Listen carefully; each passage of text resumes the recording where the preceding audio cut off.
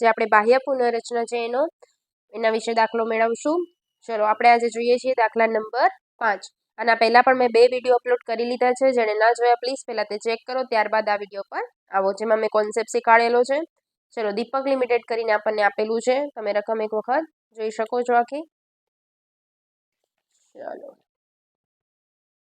હવે આપણે જે મેઇન વસ્તુ છે આની આપણને ખબર છે, સૌપ્રથમ શું શોધવાનું હોય છે? ખરીદ કિંમત. ચલો શોધી લઈએ ખરીદ કિંમત. ખરીદ કિંમત કઈ રીતે મેળવશું આપણે? શું કીધું છે આપણને? 100 રૂપિયાનો એક એવા 6500 ઇક્વિટી શેરથી ધી કિરણ લિમિટેડ નામની એક નવી કંપની સ્થાપી. જૂની કંપનીના દરેક ઇક્વિટી શેર પેટે નવી કંપનીનો એક ઇક્વિટી શેર આપવો, જેના પર શેર દીઠ 50 રૂપિયા ભરપાઈ ગણવાના છે. ચલો પેલો પોઈન્ટ જ શું કીધો છે? ઇક્વિટી શેર માટે કીધું છે આપણને એક શેરે એક આપેલ છે. એવા કેટલા છે ઇક્વિટી પાસે? 3000.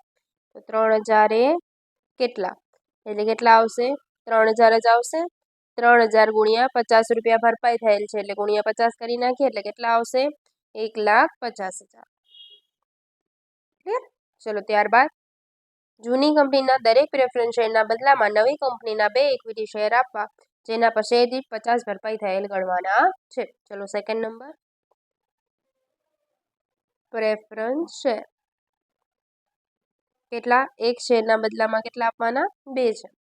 એવા 1000 છે. 1000 એ કેટલા? એટલે કેટલા આવશે? 1000 ગુણ્યા 2 એટલે 2000. એમાં પણ કેટલા રૂપિયાના ભાવ કરવાના છે? 50 રૂપિયાના ભાવ. તો 2000 ગુણ્યા 50 એટલે કેટલા આવશે? 1 લાખ. ચલો ત્યારબાદ નવી કંપનીએ જૂની કંપનીના ડિબેન્ચર લેણદારો અને દેવી હુંડીઓ લઈ લેવાના છે અને કંપનીના પૂરેપૂરા ભરપાઈ થયેલા 600 ઇક્વિટી શેર આપીને ડિબેન્ચર ચૂકતે કરવાના છે. એટલે આના સિવાય બીજી કોઈ આપણને ઇન્ફોર્મેશન આપેલી નથી. ચલો આનો પ્લસ કરી નાખીએ. 1,50,000 ને 1 લાખ એટલે કેટલા આવશે? 2,50,000. ક્લિયર? ચલો હવે આપણે સેકન્ડ નંબરમાં શું શોધશું? ચોખ્ખી મિલકત. ચોખ્ખી મિલકત. ચલો ચોખ્ખી મિલકત માટે કઈ કઈ વસ્તુ આવશે? તો આપણને મિલકતમાં પ્લાન્ટ અને યંત્ર પૈકી 70,000 માંડી પાડવાના છે, આપણને કીધું છે. ચલો પેલા જમીન મકાનને એમને એમ લખી નાખીએ આપણે, જેટલા આપેલા છે એટલા. જમીન મકાન ને પ્લાન્ટ યંત્રો 1,50,000 માઇનસ 70,000, કેમ કે 70,000 માંડી વાળવાનું. તો 1,50 માંથી 70 જાય એટલે કેટલા આવશે? 80,000. ચલો ત્યારબાદ પાઘડી લેતા નથી આપણે, નફા નુકસાન બી ન આવે. અને બેંક કેટલી છે? બેંક 1,000. ચલો સરવાળો મારી દઈએ.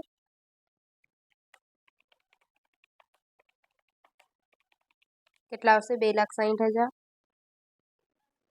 માઇનસ કરીએ દેવા. દેવામાં કોણ કોણ છે આપણા પાસે? ડિબેન્ચર કેટલા છે? 60,000. ત્યારબાદ લેણદાર 30,000 અને દેવી હુંડી 10,000. ચલો માઇનસ કરી દઈએ. કેટલા આવશે? 1,60,000. 1,60,000. ક્લિયર? ચલો ત્યારબાદ હવે શું શોધશું આપણે? પાઘડી કે મૂડી અનામત. તો આમાં ખરીદ કિંમત 250 છે, ચોખ્ખી મિલકત 160, એટલે ઓબ્વિયસલી શું આવશે? પાઘડી. પાઘડીનું સૂત્ર શું છે આપણું? તો કે ખરીદ કિંમત માઇનસ ચોખ્ખી મિલકત. ચલો કરી નાખીએ. એટલે કે 2,50,000 માઇનસ 1,60,000 એટલે કેટલા આવશે? 90,000. કેટલાની આવશે? 90,000. ક્લિયર? અહીંયા સુધી કોઈને ડાઉટ હોય તો તમે કમેન્ટ કરી શકો છો. આપણું ઇન્સ્ટાગ્રામમાં પણ પેજ છે, તેમાં પણ તમે ફોલો કરો, જેમાં આપણે આઈએમપી સમ્સને મોકલીશું, આઈએમપી થિયરી. ચલો નેક્સ્ટ હવે આપણે આમ નોંધ કરીશું.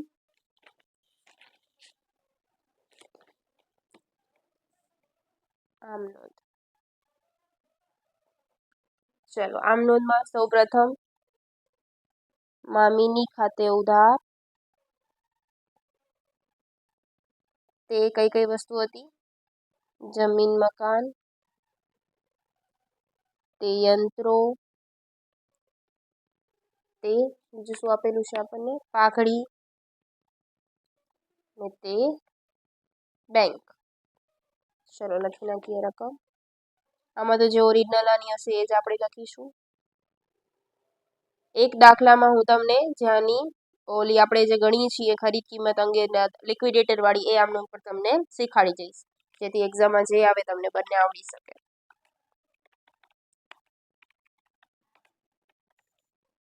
કેટલા આવશે? 4,40,000. ચલો સેકન્ડ નંબરની ડિબેન્ચર ખાતે ઉધાર, લેણદાર ખાતે ઉધાર, દેવી હુંડી ખાતે ઉધાર, તે મામીની ખાતે. ચલો કેટલા છે? 60,000, 30,000 અને 10,000. એ ટોટલ કેટલું થશે? 1 લાખ. ચલો નેક્સ્ટ શેર મૂડીની કરી નાખીએ આપણે. ઇક્વિટી શેર મૂડી ખાતે ઉધાર, તે ઇક્વિટી શેર હોલ્ડર. ચલો ઇક્વિટી શેર મૂડી કેટલાની છે? 3 લાખ. 3 લાખ. ચલો નેક્સ્ટ પ્રેફરન્સ માટે તો કે પ્રેફરન્સ શેર મૂડી ખાતે ઉધાર, તે પ્રેફરન્સ શેર હોલ્ડર ખાતે. કેટલી છે? 1 લાખ. ચલો નેક્સ્ટ નફા નુકસાનની તો કે ઇક્વિટી શેર હોલ્ડર ખાતે ઉધાર, તે નફા નુકસાન ખાતે. કેટલાની છે? 60,000. અહીંયા સુધી તો બધી આમ નોંધ આપણાને આવવાની જ છે. ક્લિયર? ચલો ત્યારબાદ છઠ્ઠા નંબરની નવી કંપની ખાતે ઉધાર, તે મામીની ખાતે. કેટલાની આવી હતી આપણી? 2,50. 2,50,000. ચલો હવે શેમાંથી દઈએ છીએ આપણે? તો કે ઇક્વિટી શેર જ છે મૂળ તો કે નવી કંપનીના ઇક્વિટી શેર ખાતે ઉધાર, તે નવી કંપની ખાતે.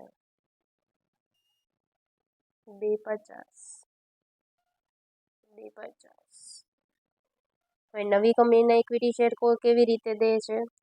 તો કે ઇક્વિટી શેર હોલ્ડર, એટલે કે ઇક્વિટી શેર હોલ્ડર ખાતે ઉધાર, પ્રેફરન્સ શેર હોલ્ડર ખાતે ઉધાર, તે નવી કંપનીના ઇક્વિટી શેર ખાતે. કેટલા છે આ? 1,50, 1 લાખ એટલે 2,50. ઓકે ચલો એના પછી વિસર્જન ખર્ચ જોઈ લઈએ આપણે. આને આપેલું હોય તો ચલો આપેલું નથી એટલે આપણે એના ખાતા બનાવીએ હવે. ચલો જરૂરી ખાતાઓ. એમાં પેલા નંબરનું કોનું બનાવશું? મામીની ખાતું. ત્યારબાદ ઇક્વિટી શેર હોલ્ડર, ત્યારબાદ પ્રેફરન્સ શેર હોલ્ડર, ત્યારબાદ નવી કંપનીના શેર ઇક્વિટી શેર ખાતે, ત્યારબાદ નવી કંપની ખાતું. ઓકે ચલો બધી મિલકતો કઈ નાખશું ઉધાર. જમીન મકાન, પ્લાન્ટ યંત્રો, પાઘડી, બેંક. જેટલી પણ અમાઉન્ટ છે બધી અમાઉન્ટ ઓરિજિનલ જ નાખવાની રહેશે.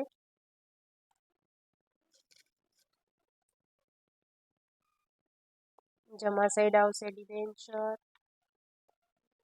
દેણદાર, દેવી. ચલો 60,000, 30,000 ને 10,000. નફા નુકસાન ક્યાં આવશે ઇક્વિટીઝમાં? નન્નું ખાતે 60,000. શેર મૂડી જમા 3 લાખ. અહીંયા પણ શેર મૂડી જમા 3 લાખ. ક્લિયર? નવી કંપનીના ઇક્વિટી શેર અહીંયા પહેલાં નવી કંપની લખી નાખીએ. કેટલાનું હતું? 2,50,000ની આપણી ખરીદ કિંમત હતી. તો નવી કંપનીમાં શું કરશું આપણે? ઉધાર મામીની ખાતે 250. નવી કંપનીમાંથી ક્યાં જાય છે? ઇક્વિટી શેરમાં. અહીંયા લખી નાખી નવી કંપની ખાતે 250 અને અહીંયા આવશે નવી કંપનીના શેર ખાતે 250. હવે શેમાંથી દે છે? કોને કોને દે છે આમ? તો કે ઇક્વિટી શેર હોલ્ડર અને પ્રેફરન્સ શેર હોલ્ડર 150 અને 1. તો ઇક્વિટીને પ્રેફરન્સમાં દઈ દઈએ આપણે નવી કંપનીના શેર 150, નવી કંપનીના શેર 1 લાખ. ક્લિયર? આના સિવાય કોઈ બીજી એન્ટ્રીઓ આવતી નથી. ચલો આપણે ટેલી કરી નાખીએ. તો આ તો ટેલી થઈ જ જાય છે આપણું, આ બી ટેલી થઈ જાય છે. અહીંયા આપણાને ખૂટે છે. કેટલા ખૂટે છે? 2 લાખ ખૂટે છે આપણા પાસે. બીજી કોઈ વસ્તુ આપણે જોઈ લઈએ કે કોઈ હોય તો. ચલો દાખલા નંબર 5માં જૂની કંપનીના પ્લાન્ટ અને યંત્ર 70,000 માંડી વાળવા છે. ત્યારબાદ અહીંયા આપણને નથી કોઈ વસ્તુ. આપણી આ 1 લાખની છે શેર મૂડી, આપણે 3 લાખ લખી નાખી છે. ઓકે, એટલે આ 1 લાખ આપણું સરભર થઈ જાય છે. અહીંયા 1 લાખની છે શેર મૂડી. ચલો હવે આમાં ચેક કરી લઈએ માલ મિલકત નિકાલ ખાતામાં.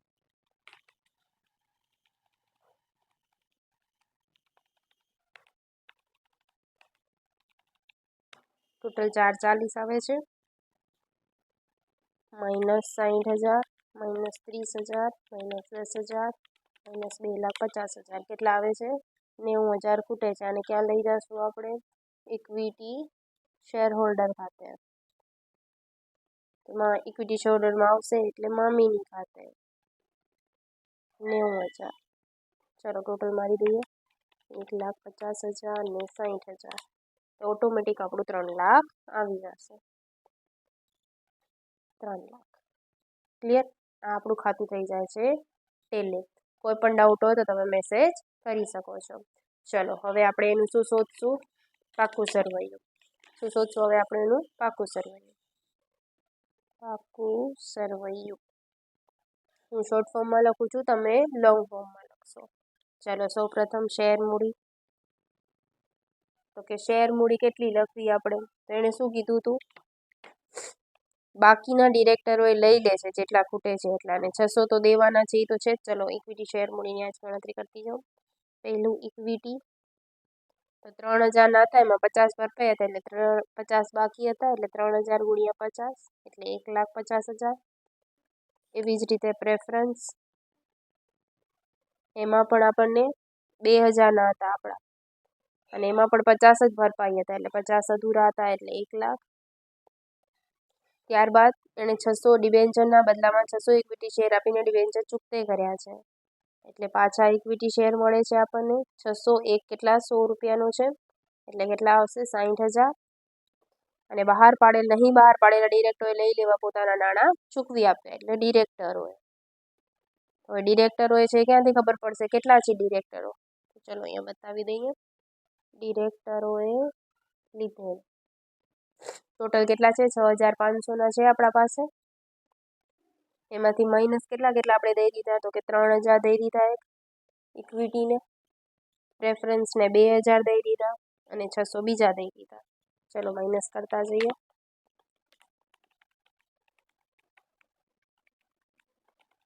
કેટલા આવશે? 900. ચલો લખી નાખીએ 900 ગુણ્યા 100 એટલે કેટલા આવશે 90,000 પ્લસ કરીએ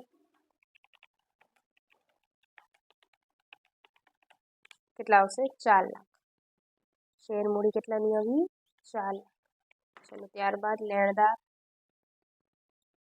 લેણદાર આપણને આપેલા છે 30,000 અને દેવી મૂડી 10,000 ટોટલ કેટલું થશે 4,40,000 ચલો મિલકતો સાઈડ જોઈએ જમીન મકાન 1,79,000 પ્લાન્ટ યંત્રો જે આપણે અહીંયા હતા એ જ લેવાના છે 80,000 ત્યારબાદ બેંક 1,000 અને આપણી પાઘડી જે આપણે શોધી છે કેટલી આવી હતી આપણી પાઘડી આપણે શોધી હતી 90,000 ચલો પ્લસ કરી નાખીએ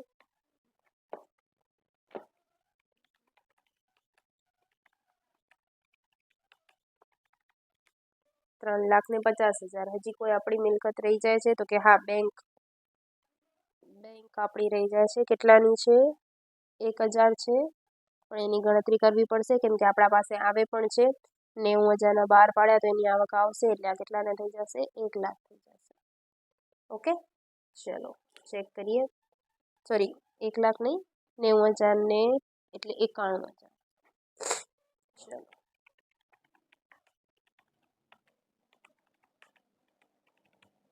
4,40,000 બંને જગ્યાએ 4,40,000 આવી જાય છે તમે જોઈ શકો છો ચલો નેક્સ્ટ લેક્ચરમાં આપણે આના પછીના દાખલા વિશે માહિતી મેળવશું દાખલા નંબર 6 થેન્ક યુ ફ્રેન્ડ્સ